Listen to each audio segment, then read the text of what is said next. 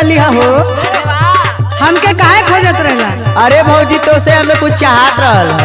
का चाहत? बता दी। बतावा। तू फकिया चिखा दा तू अचार भौजी।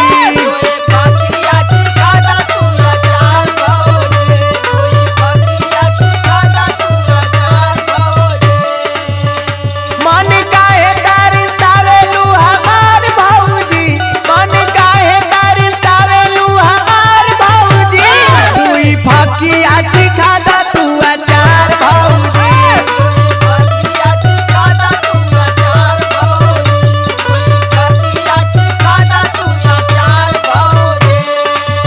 ऐसे ही सिखा गई सेती के सामान बा। अरे तो हमें चिखा देबू तो घट जाई का। ऐसे काहे के चुआवेला तू लार देवरू? अरे हमार तो लार चुअले है। मत चुआवा। कह दे भैया से तोरे खैबा मार देवरू, कह दे भैया से तोरे खैबा मार देवरू। ऐसे काहे के चुआवेला तू लार देवरू? हमार लार चुअत है तो थोड़ा सा चखा ना सकेलू का।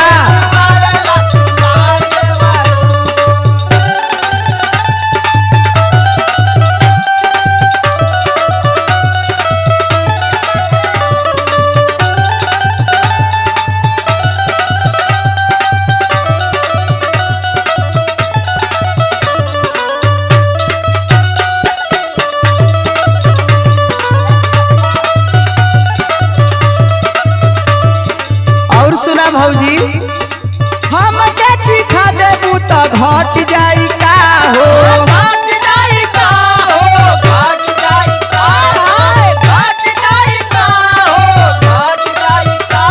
अरे काहे चोना रात बाड़ू कट जाई का हो।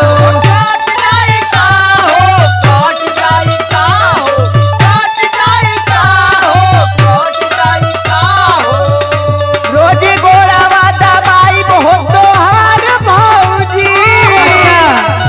ए भौजी तोर गोड़ो दबाई। रोजे गोड़ावा दबाई बहुत तोहार भौजी। दुई फकिया चिखा दा तू अचार भौजी।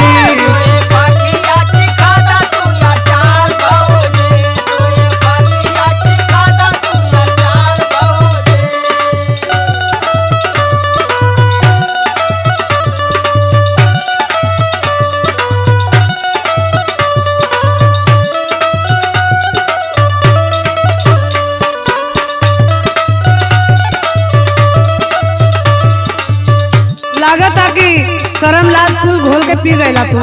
अरे उ हम पिए गए।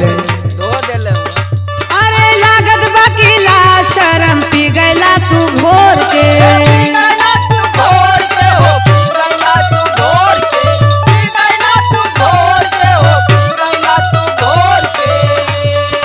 बाटे वाला चीज है कि बाट दे ही तोड़ के।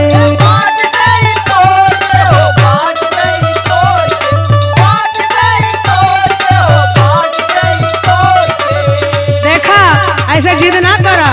ले ले ले ले भौजी तनी सेती का सामान है का? अरे तो के देई। तनी तनी सा। ये फुटपाथ वाली थोड़ी है कि तोके बांट दी। जिद कराना बिनित बार बार देवरू, जिद कराना बिनित बार बार देवरू। ऐसे काहे के चुआवेला तू लार देवरू?